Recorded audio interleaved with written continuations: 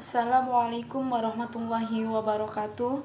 Perkenalkan, nama saya Aleni Dwi Fajarini dari Fakultas Tarbiyah dari Prodi Tadris IPA IAIN Kediri. Di sini saya akan berpidato tentang menuntut ilmu. Assalamualaikum warahmatullahi wabarakatuh. Alhamdulillahirabbil alamin. Wa bihi nasta'in ala umurid dunya waddin. Wassalatu wassalamu ala asyrofil anbiya'i wal mursalin sayyidina wa maulana Muhammadin wa ala alihi wa sahbihi ajma'in, amma ba'du.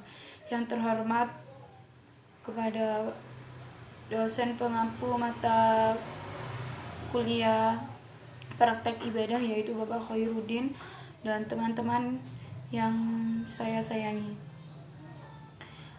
Marilah kita panjatkan puji syukur kehadirat Allah Subhanahu wa taala atas limpahan rahmat dan hidayahnya sehingga kita bisa berkumpul di tempat ini dalam keadaan sehat walafiat.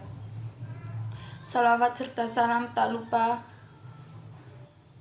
kami aturkan kepada junjungan kita Nabi Muhammad SAW yang telah menuntun kita dari zaman kegelapan menuju zaman yang terang benderang, yakni ad-dinul Islam wal iman. Di sini saya akan menjelaskan tentang menuntut ilmu.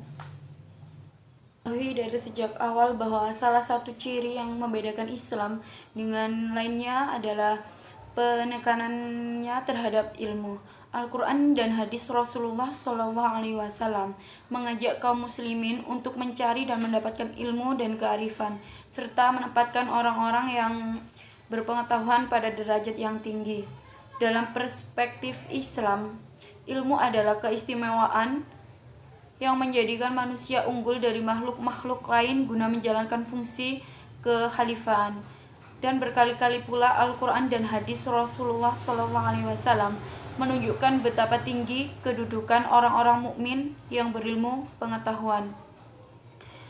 Menurut Al-Ghazali, menuntut ilmu merupakan kewajiban manusia, laki-laki dan perempuan, tua dan muda, orang dewasa dan anak-anak, menurut cara-cara yang sesuai dengan keadaan, bakat dan kemampuan, bahwa menuntut ilmu merupakan kewajiban bagi setiap muslim dan muslimah tanpa membedakan jenis kelamin.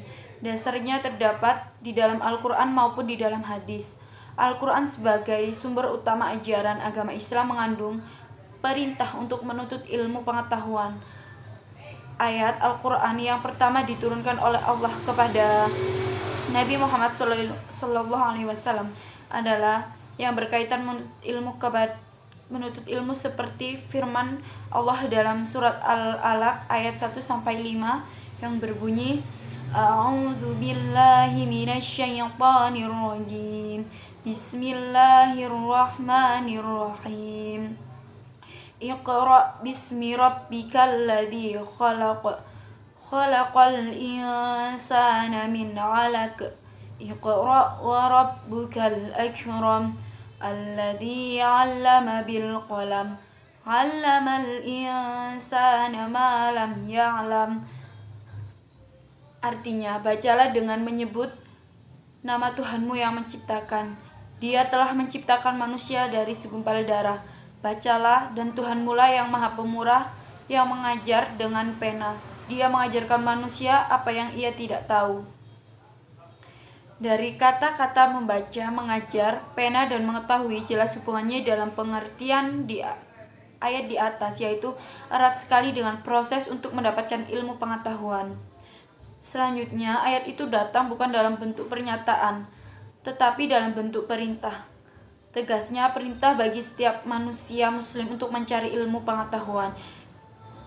Islam juga mengajarkan bahwa dalam menuntut ilmu berlaku prinsip tak mengenal batas dimensi, ruang, dan waktu. Artinya dimanapun, di negara manapun, dan kapanpun, tak mengenal batas waktu untuk bisa belajar. Prinsip bahwa menuntut ilmu itu tidak mengenal batas dimensi ruang adalah sabda Nabi Muhammad SAW. Utalubul ilma walau bisin, carilah ilmu walaupun sampai ke negeri Cina. Dan prinsip bahwa belajar itu tidak mengenal batas dimensi waktu atau seumur hidup. Berikut adalah sabda Utolubul ilma minal mahdi ilal lahdi. Carilah ilmu dari buayan ibu atau lahir sampai ke liang lahat. Islam juga menjanjikan derajat yang tinggi untuk orang berilmu.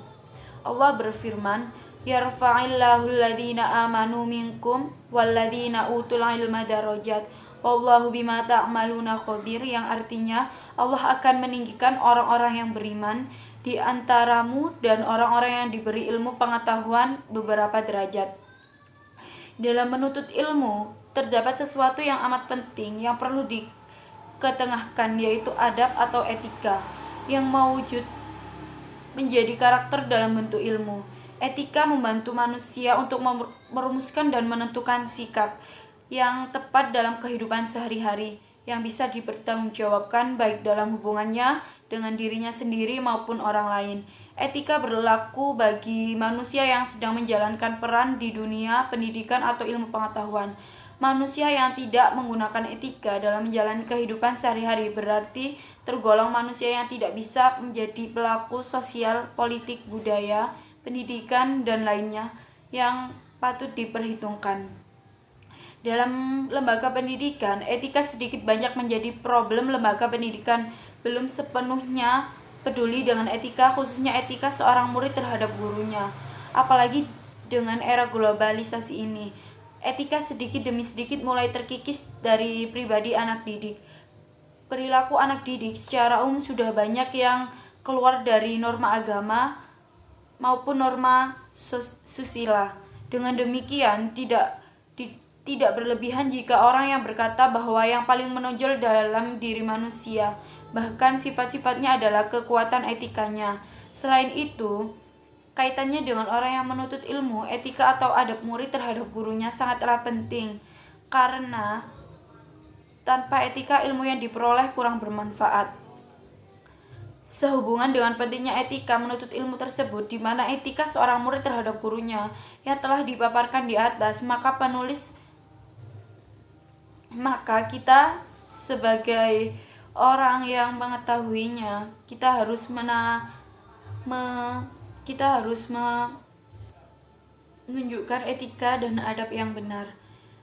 Sekian yang bisa saya sampaikan, kurang lebihnya saya mohon maaf. Wassalamualaikum warahmatullahi wabarakatuh.